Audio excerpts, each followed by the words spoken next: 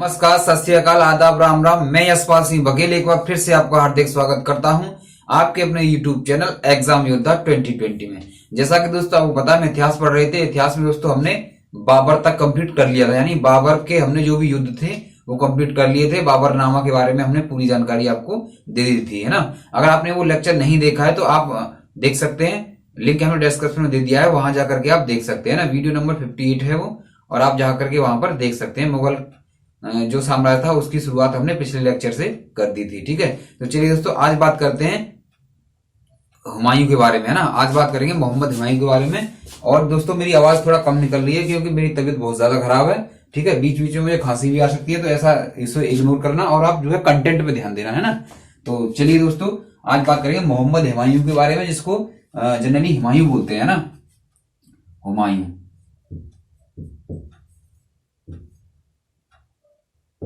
हुमायूं की अगर बात की जाए तो इसका जो शासनकाल है, इसने दोस्तों दो बार मतलब ये गद्दी पर बैठा था। एक बार क्या है, ये शेरशाह सूरी से हार गया था, उसकी भी चर्चा करेंगे हम इस लेक्चर में, है ना। तो उस टाइम पे ये भारत छोड़ के भाग गया था, तो बीच में इसमें गैप है इसके, इसने जो शासन किया है। तो चलिए बात करते हैं इसके बारे में। तो 1530 में पहली बार ये बाबर के बाद गद्दी पर बैठा था। 1530 एडी से लेकर के 1545 एडी, 1540 एडी तक, है ना। 1540 एडी तक इसने जो है शासन किया था, है ना, सबसे पहली बार। दोबारा अगर इसकी बात करें, जब ये दोबारा शासक बना था, तब शासक बना था दोस्तों 1555 से लेकर के 1556 तक, है ना। 1555 से लेकर के 1556 एडी तक, ठीक है। तो चलिए हुमायूं के बारे में बात कर लेते हैं। हुमायूं की अगर दोस्तों बात की जाए तो ये दूसरा मुगल सम्राट था, है ना। और हुमायूं के अगर अर्थ की बात करें ना, हुमायूं का जो अर्थ बताया है इतिहासकारों ने, वो बताया है, हुमायूं का अर्थ बताया है दोस्तों भाग्यशाली। हुमायूं का अर्थ क्या बताया है? भाग्यशाली, ठीक है। हुमायूं दिल्ली की गद्दी पर बैठा था, और इसके जो भी भाई थे, भाई जैसे मैंने आपको पहले लेक्चर में बताया था, जब मुगल सम्राट के बारे में बता रहा था, है ना, एक सामान्य परिचय वाला एक लेक्चर मैंने लिया था, जिसमें मैंने मुगल सम्राट के सारे जो भी शासक हुए थे उनके बारे में मैंने बताया था ना, मुगल साम्राज्य के। तो उसमें मैंने बताया था कि हुमायूं के 3 और भाई थे। कौन कौन से थे वो? कामरान की अगर बात करें, कामरान, है ना, तो ये कामरान अकमल पाकिस्तान वाला नहीं है ना, ये मत समझ लेना। पाकिस्तान का भी एक कामरान अकमल नाम का विकेट कीपर था पहले। तो कामरान की अगर बात करें, किसकी? हुमायूं का जो भाई था, यानी जो बाबर का पुत्र था, है ना।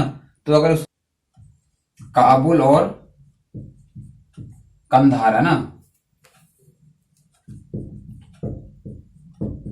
काबुल और कंधार का ये क्षेत्र है, वो किसको दिया गया था? वो कामरान को दिया गया था, ठीक है। तो आगे बात करें हिंदाल के बारे में। अगर हिंदाल की बात करें तो इसको कौन सा क्षेत्र दिया गया था? हिंदाल, है ना। हिंदाल भी इसका एक भाई था। हिंदाल को मेवात का क्षेत्र दिया गया था। इसके अलावा दोस्तों ये इसका चौथा भाई था, क्या नाम था उसका? अस्करी। अस्करी की बात करें दोस्तों तो इसको कौन सा क्षेत्र दिया गया था? इसको यूपी के जो भी क्षेत्र थे, जो भी इसके शासन में आते थे, है ना, जो इसके साम्राज्य में आते थे, यूपी के क्षेत्र जो भी आते थे। यूपी बहुत अच्छा मतलब प्रदेश है, वैसे तो सभी प्रदेश अच्छे हैं। इंडिया की पॉपुलेशन में जो भी योगदान है वो भारत के, मतलब भारत में सबसे ज्यादा जो योगदान है वो यूपी के युवाओं का है ना। तो आप ये इसको हल्के में मत लेना, यूपी को काफी मतलब समझ सकते हैं आप, है ना। तो यूपी के क्षेत्र जो थे वो किसको दिए गए थे? अस्करी को दिए गए थे, ठीक है। चलिए आगे बात करते हैं इसके अभियान के बारे में। किसके? मोहम्मद हुमायूं के अभियान के बारे में, ना, हुमायूं के अभियान। हुमायूं के अभियान के बारे में बात करें तो इसके बात करेंगे। सबसे पहला जो अभियान था इसका 1531 में था। ये ज्यादा इंपोर्टेंट नहीं है ना। कौन सा था? ये कलिंजर वाला, है ना, कलिंजर अभियान जो था 1531 में, कलिंजर अभियान,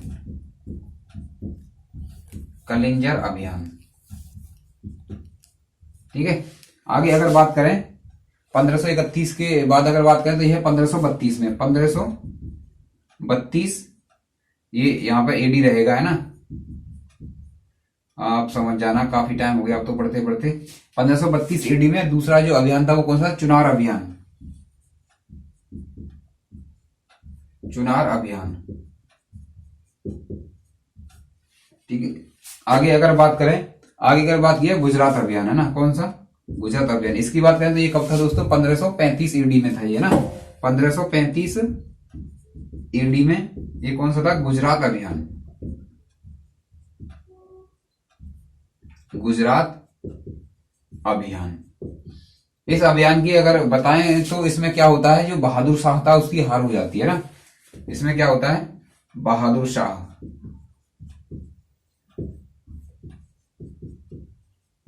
इस अभियान में क्या होता है? बहादुर शाह होता है उसकी हार होती है ना, ये आप ध्यान रखेंगे। चलिए आगे बात करते हैं। आगे अब बात करेंगे चुनार अभियान। ये जो चुनाव का घेरा था यूपी में जो हुआ था, चुनाव का घेरा, वहां से क्वेश्चन पूछा जाता है, उसके बारे में थोड़ा जानकारी कर लेंगे। अगर आपने लिख लिया है तो मैं इसको रफ कर दे रहा हूं, अगर नहीं लिखा है तो आप इसका स्क्रीनशॉट ले सकते हैं, ठीक है। स्क्रीनशॉट ले लिया करें। तो चलिए मैं आगे बढ़ता हूं फिर इससे।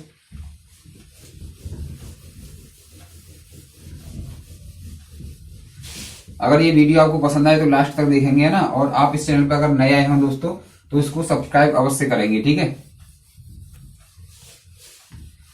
समझ लीजिए कि आपको मतलब गुरु दक्षिणा में आपको क्या देना है? सब्सक्राइब देना है बस, है ना। आप सब्सक्राइब कर दें और एक लाइक दे दें वीडियो को, ठीक है। वही हमारे लिए गुरु दक्षिणा है। कोई भी पेड कोर्स नहीं है, सभी कोर्स फ्री रहेंगे हमारे। जो भी वीडियो आती है हमारी सब फ्री ऑफ कॉस्ट है। कभी भी किसी प्रकार का कोई भी पेड कोर्स नहीं आएगा, है ना। और आप पेड कोर्स का जो कंटेंट हुआ, अगर आपने कोई पेड कोर्स ले रखा है तो आप उसका वो वाला कंटेंट देखें और हमारा वाला कंटेंट देखें, है ना। तो आपको कोई भी जो है फर्क नहीं मालूम पड़ेगा। आपको कंटेंट हमारा अच्छा लगेगा और फ्री ऑफ कॉस्ट है। सबसे अच्छी बात इसकी ये है ना। तो चलिए आगे बात करते हैं। आगे अब किसकी बात करेंगे? चुनाव घेरा की बात करेंगे ना। चुनार का घेरा, चुनाव का घेरा, ये यूपी में है, यूपी में हुआ था, है ना।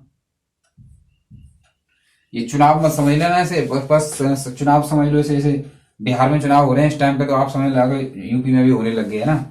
तो चलिए इसकी बात करें तो इसमें क्या होता है? शेर खां, है ना। क्या होता है? शेर खां।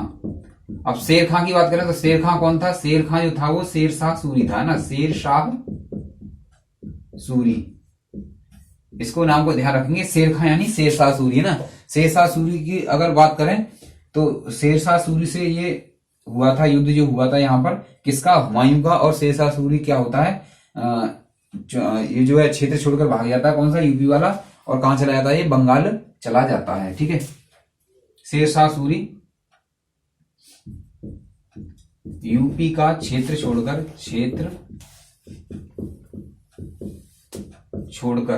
कहां चला जाता है? बंगाल चला जाता है।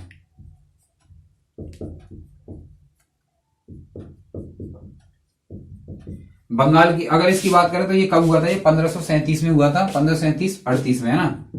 1537 से 1538 के बीच में हुआ था ये एडी में, है ना। क्या हुआ था? चुनाव का घेरा, चुनार का घेरा, ठीक है। अब इसके बाद बात करेंगे सबसे most important, very very important, जो एग्जाम में कई बार आ चुका है, कौन सा? चौसा का युद्ध के बारे में, है ना। अब बात करेंगे किसके? चौसा का युद्ध, चौसा का युद्ध।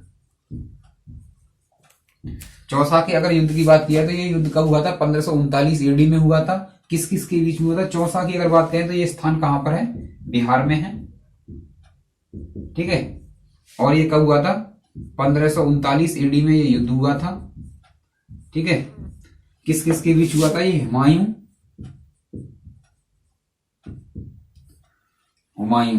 किसके बीच हुआ था? हुमायूं और किसके? शेरशाह सूरी के बीच में हुआ था। हुमायूं और शेरशाह, है ना। शेर खां या शेरशाह, आप ध्यान रखेंगे। मैंने यहां भी ब्रैकेट में लिख दिया है शेरशाह, ठीक है। अगर इसकी युद्ध की बात करें तो इसमें क्या होता है? शेरशाह की जीत हो जाती है, ठीक है। यहां दोनों की सेना आपस में भिड़ जाती है, ठीक है। इधर से इसकी सेना आती है, इधर से इसकी सेना आती है। दोनों में क्या हो जाता है? यहां पर तलवारें चल जाती है ना। लीजिए ये भी तलवारें ही बना दी हमने। क्या होता है यहाँ पे तलवारें चल जाती हैं दोनों के बीच में। अगर तलवारें चलने के बाद क्या होता है, इसकी हार हो जाती है, किसकी, हुमायूं की हार, और इसकी क्या हो जाती है, जीत हो जाती है। ठीक है, जब ये शेर शाह जीत जाता है तो पीछा करता हुआ भागता है किसका, हुमायूं का। तो हुमायूं क्या करता है, कर्मनाशा नदी के पास आता है ना। तो कर्मनाशा नदी के पास इसको एक क्या मिलता है, जो नाव चलाते हैं उससे क्या बोलते हैं, नाविक है ना। एक नाविक मिलता है, इसका नाम क्या है, निजाम सक्का। आप इसको ध्यान रखेंगे। निजाम सक्का के बारे में एक छोटी सी स्टोरी है, वो मैं आपको बता रहा हूँ। ये क्या होता है, ये भागता हुआ इसके पीछे शेर शाह सूरी था। तो ये भागता हुआ कर्मनाशा नदी के पास आ जाता है और वहां पर एक नाविक मिलता है, इसका नाम है निजाम सक्का यानी भिस्ती। तो ये उससे कहता है कि आप मुझे नदी पार करवा दो, नहीं तो शेर शाह मुझे क्या है, मार देगा, है ना।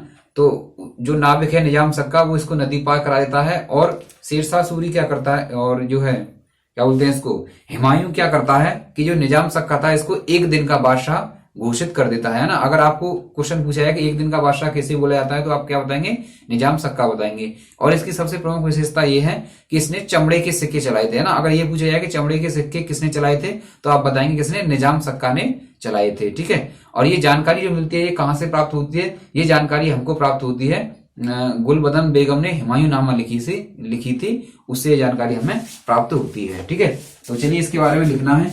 यहाँ पर मान लो ये कर्मनाशा नदी है, ये भागता भागता आया, ठीक है, और यहाँ पर ये नाव है कोई, नाव बचपन में आप लोगों ने बनाई होंगी, कागज की नाव है ना, ये ऐसे करके नाव है। और यहाँ पर ये कौन है, निजाम सक्का, है ना। तो निजाम सक्का, इसको क्या भिस्ती भी कहते हैं ना, भिस्ती। ठीक, निजाम सक्का के अगर बारे में अगर बात की जाए तो चलिए निजाम सक्का के बारे में बात करूंगा। ये कर लिया हो तो मैं इसे रफ कर दे रहा हूँ, है ना, कर लिया होगा आई होप। नहीं किया हो तो आप इसका स्क्रीनशॉट ले सकते हैं। ठीक है, चुनाव का घेरा था शेर खां और शेर शाह सूरी, है ना। और किसके बीच में हुआ था ये, हुमायूं के बीच में हुआ था ये।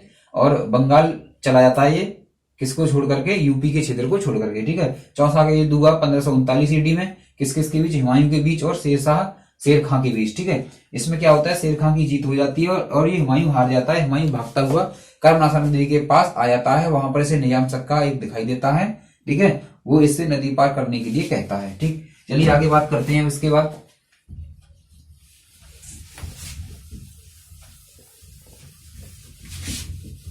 वीडियो को दोस्तों लास्ट तक देखना है। ठीक है, फिर आपको कमेंट करके बताना है कि आपको ये वीडियो कैसा लगा। ठीक है, निजाम सक्का के बारे में भी बात कर लेते हैं, थोड़ी सी बात किसके बारे में, निजाम सक्का, निजाम सक्का या भिस्ती, है ना। इसकी बात करिए तो ये एक दिन का बादशाह था। ये क्या था, एक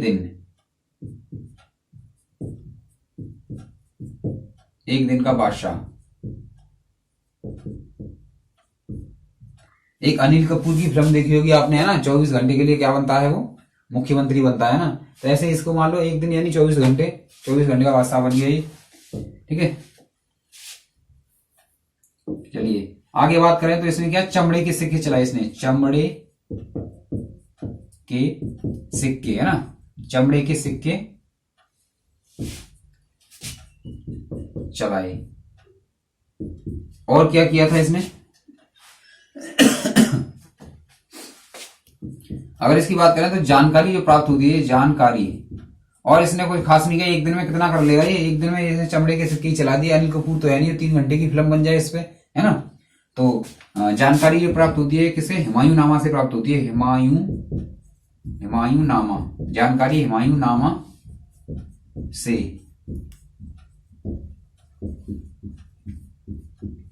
प्राप्त होती है ना, हुमायूंनामा से प्राप्त। अगर हुमायूंनामा की अगर हम बात करें, हुमायूंनामा तो किसने लिखी है ये, गुलबदन बेगम।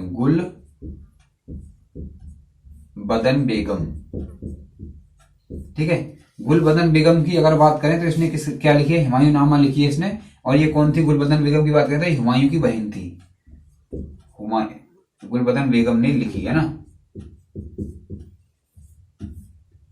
अगर बात करें इसकी गुलबदन बेगम की, तो ये हुमायूं की क्या थी, हुमायूं की बहन थी, है ना।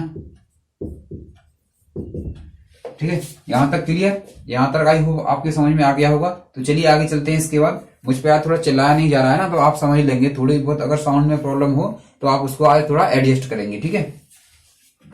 चलिए आगे बात करते हैं। हो गया निजाम सक्का के बारे में।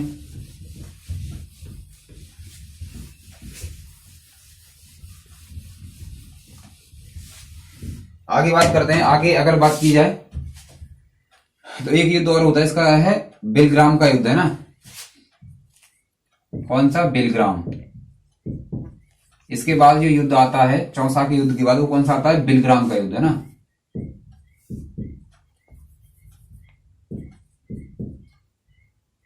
बिलग्राम का युद्ध। बिलग्राम के युद्ध की अगर बात करें तो ये जो युद्ध है इसको क्या बोलते हैं? या कन्नौज का युद्ध भी बोलते हैं। इसको क्या बोलते हैं? कन्नौज का युद्ध। कन्नौज का युद्ध इंपोर्टेंट है दोस्तों, कई बार ये एग्जाम में आ भी चुका है ना। तो अगर बात करें ये कब हुआ था? ये 1540 ईडी में हुआ था। किस के बीच में हुआ था? तो हुमायूं और किसके बीच में हुआ था? ये हुमायूं और शेरशाह के बीच में हुआ था, है ना। किसके बीच में? शेरशाह सूरी। शेरशाह सूरी या शेर खां, है ना, इसके बीच में हुआ था। ठीक है, दोनों की सेना क्या होता है? आपस में यहां पर भिड़ जाती है मैदान में, ठीक है। दोनों में चल गई तलवारें यहां पे, ठीक है।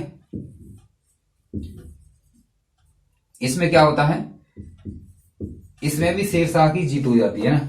इसमें क्या होता है? शेरशाह की जीत हो जाती है और हुमायूं की हार हो जाती है ना।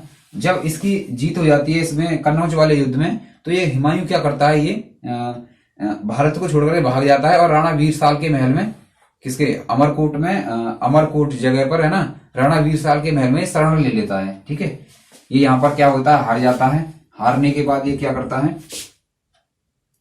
हुमायूं भारत छोड़कर भाग जाता है। भारत छोड़कर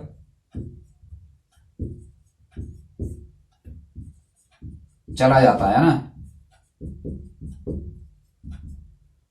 और कहां पर? अमरकोट में। कहां पर दोस्तों? अमरकोट में ये क्या करता है? अमरकोट। अमरकोट में राणा वीरसाल, है ना, नाम ध्यान रखेंगे यहां पर। इसने कहां पर शरण ली थी? राणा वीरसाल। राणा वीरसाल के महल में शरण ली।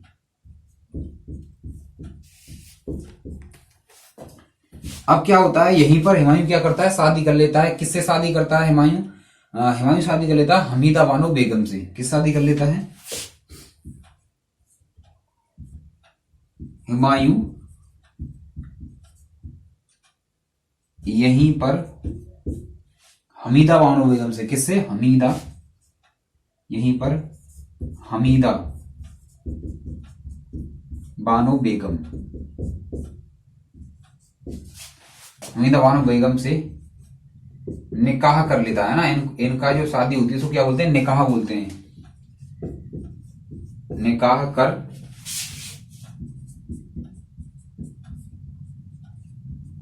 ठीक है, निकाह कर लेते हैं। क्या होता है? लिखित में होता है, जो भी होता है वो एक तरह से क्या होता है? वो एग्रीमेंट होता है ना। उस क्या होता है? एक तरह से एग्रीमेंट होता है।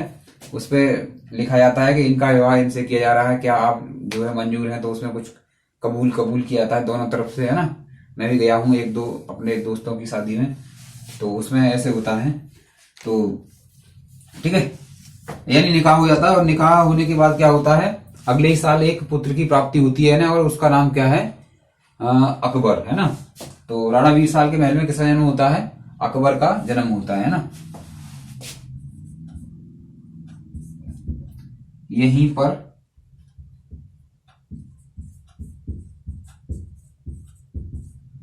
अकबर का जन्म होता है। ठीक है, ये तो हो गया आपका कौन सा? बिलग्राम का युद्ध, है ना। बिलग्राम का युद्ध में क्या हुआ? बिलग्राम का युद्ध या कन्नौज का युद्ध, इसकी अगर बात करें तो हुमायूं की हार हो जाती है यहाँ पर, और शेर शाह सूरी की क्या हो जाती है, जीत हो जाती है। हुमायूं क्या करता है, भारत छोड़कर भाग जाता है, चला जाता है, और अमरकोट में क्या करता है, राणा वीर साल के महल में शरण ले लेता है, और यहीं पर ये हमीदा बानो बेगम से निकाह कर लेता है ना। निकाह करने के बाद अगले ही साल इसको एक पुत्र की प्राप्ति होती है, इसका नाम क्या है, अकबर, है ना। जलालुद्दीन अकबर पूरा नाम है, लेकिन अकबर के नाम से ही ये जो है इतिहास में मशहूर है। तो इस वजह से अगले लेक्चर में पढ़ेंगे अकबर के बारे में, ठीक है। तो अभी और पढ़ेंगे इसके बारे में, ठीक है। तो चलिए आगे बात कर लेते हैं, अगले युद्ध के बारे में बात कर लेते हैं। अगला युद्ध जो आएगा वो कौन सा आएगा, बिलग्राम, यानी बिलग्राम हो गया, मच्छीवाड़ा का युद्ध या सरहिंद का युद्ध, ठीक है। तो चलिए आगे बात करते हैं, जल्दी से कर लेते हैं। आई होप आपको ये अच्छा लग रहा होगा, ठीक है। आप दोस्तों क्या करना है, आपको ये चैनल सब्सक्राइब जरूर करना है अगर आप हमारे चैनल पर नए आए हैं आज, है ना।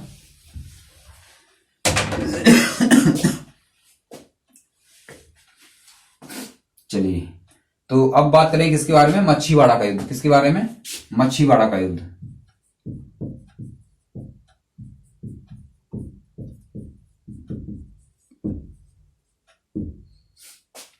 मच्छीवाड़ा का युद्ध, ठीक है। इसको क्या बोलते हैं, सरहिंद का युद्ध भी बोलते हैं इसको, है ना। 1540 में हुआ था। ये कब हुआ था, 1540 में नहीं, किसमें, 1555 में हुआ था ना। 1555 में हुआ था। इसको क्या बोलते हैं, सरहिंद का युद्ध भी बोलते हैं, सरहिंद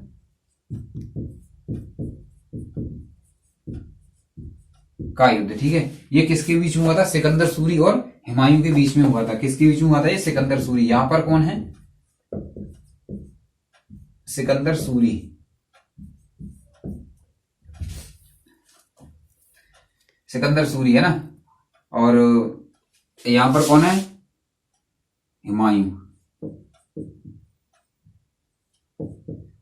हुमायूं की अगर इससे पहले की बात करें हम, तो 1555 से पहले ये क्या था, ये क्या कर लेता है, 1545 में ये क्या करता है, काबुल पर अधिकार कर लेता है। तो ये वहीं पर काबुल में ही क्या करता है, शासन करता रहता है ना। तो वहां शासन करता रहता है, अपनी सेना को मजबूत करता है, और एक बड़ी ही मजबूत सेना लेकर के ये क्या करता है, मच्छीवाड़ा का युद्ध जो है लड़ता है। किससे, सिकंदर सूरी से। भारत में आकर के किससे, मच्छीवाड़ा का युद्ध लड़ता है, ठीक है। जैसे सरहिंद का युद्ध भी बोलते हैं। तो यहां पर क्या होता है, इसकी जीत हो जाती है, और सिकंदर सूरी की क्या हो जाती है, हार हो जाती है, ठीक है। सेना बनाना चाहे तो आप बना सकते हैं, वैसे कोई जरूरी नहीं है। ये क्या है, मैं आपके दिमाग में फीड करने के लिए, आसानी से समझ में आ जाए इसीलिए बना देता हूं, है ना। नहीं, ऐसा कोई पर्पज नहीं है कि इसको मैं बोर्ड को वैसे ही इधर उधर करता रहूंगा ना।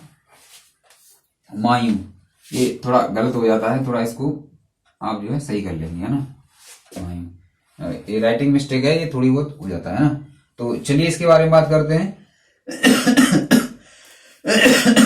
चलिए, तो क्या है,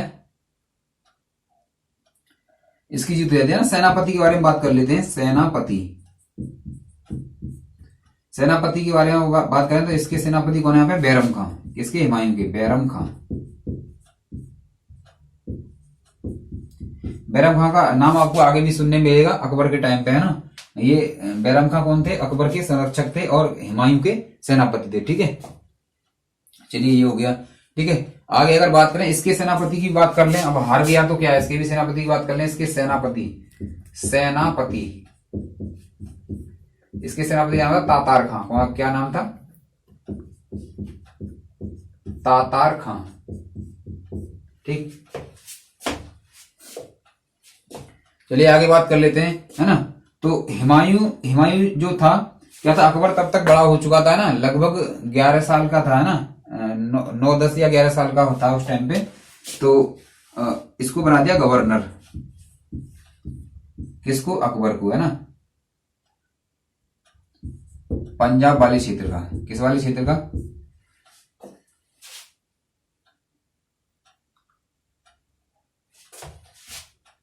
पंजाब वाले,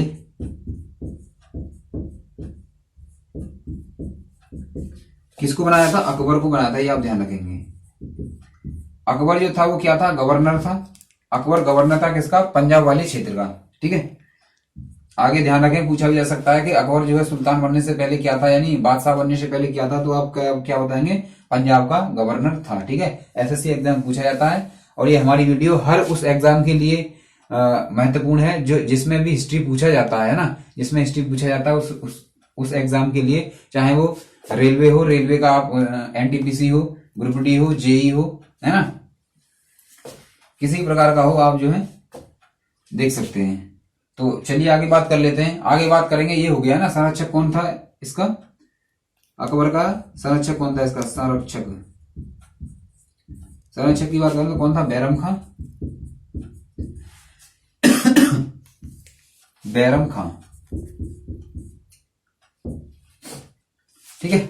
चलिए आगे बात कर लेते हैं, कुछ एक दो इंपोर्टेंट बात है इसकी, थोड़ा मृत्यु की बात कर लेते हैं। 1556 में क्या होता है, इसकी मृत्यु हो जाती है। और कैसे हो जाती है मृत्यु, दिल्ली में दीन पनाह भवन था दिल्ली में, है ना, उसकी जो लाइब्रेरी थी, उसका जो पुस्तकालय था, वहां से पैर फिसल जाने के कारण सीढ़ियों से क्या होता है, पैर फिसल जाता है और इसकी क्या हो जाती है, मृत्यु हो जाती है, ठीक है। तो बड़े अजीबोगरीब तरीके से मृत्यु होगी, पैर फिसल गया और मृत्यु हो गई, है ना।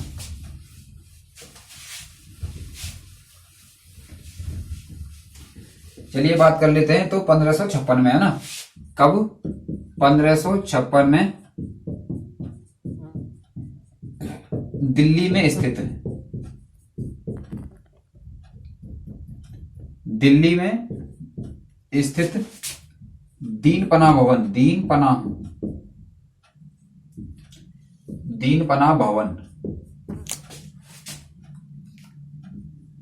भवन का एक पुस्तक, दीन पनाह भवन के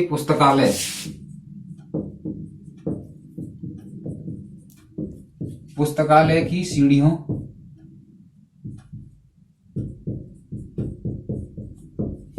से गिरकर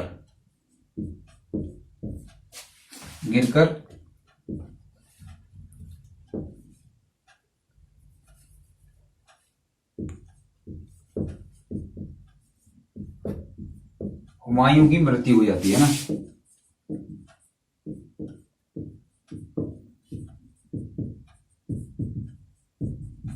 क्या होता है, दिल्ली में स्थित है, कौन सी मस्जिद है वो, मस्जिद नहीं है, भवन है, दीन पनाह भवन है, उसका एक पुस्तकालय है, इसकी सीढ़ियों से गिर करके क्या हो जाता है, हुमायूं की मृत्यु हो जाती है ना, पैर फिसल गया था और जो है मृत्यु हो जाती है, ठीक है। चलिए अगर हुमायूं के मकबरा की बात करें, हुमायूं का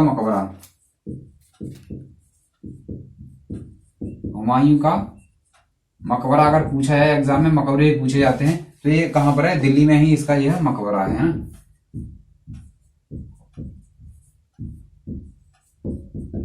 दिल्ली में है। और इसके पुत्र की अगर बात की जाए, पुत्र, तो इसके 2 पुत्र थे, है ना, कितने पुत्र थे इसके, 2 पुत्र। पहले की बात करें, जलालुद्दीन अकबर, जलालुद्दीन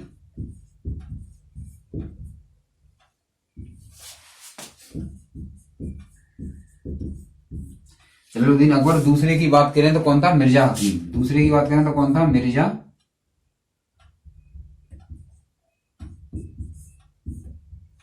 हकीम,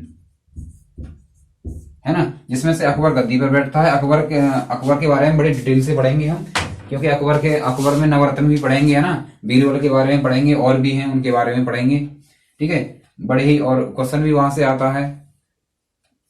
तो आई होप ये लेक्चर आपको पसंद आया होगा। अगर आपने ये लेक्चर लास्ट तक देखा है, अगर आप मुझे इस टाइम पर देख रहे हैं शुरू से लेकर के अब तक, तो ये आपको पसंद आया होगा। इससे पहले जितने भी लेक्चर हैं, मैंने लिंक डिस्क्रिप्शन में दे दिया है, चाहे वो हमारी SD यादव मैथ की क्लास हो, चाहे वो ट्रिक की क्लास हो। हिस्ट्री हमने ट्रिक से के माध्यम से पहले ही करा दिया है। अकबर के दरबार में कौन कौन से रहते थे, या किस के दरबार में कौन कौन से विद्वान रहते थे, ये सब हमने ट्रिक के माध्यम से आपको पहले ही करा दिया है। और उसमें ज्योग्राफी की ट्रिक भी हमने करा दी है ना, तो आप उसे जाकर के देख सकते हैं। 72 क्लास हो चुकी है उसमें ट्रिक की, ठीक है। प्रत्येक क्लास में 2-2 ट्रिक हैं, आप आसानी से 5-5 मिनट की वीडियो है, आप जाकर के देख सकते हैं।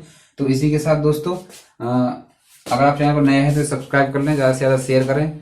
तो इसी के साथ आप स्वस्थ रहें, मस्त रहें, अपनी तैयारी करते रहें। धन्यवाद।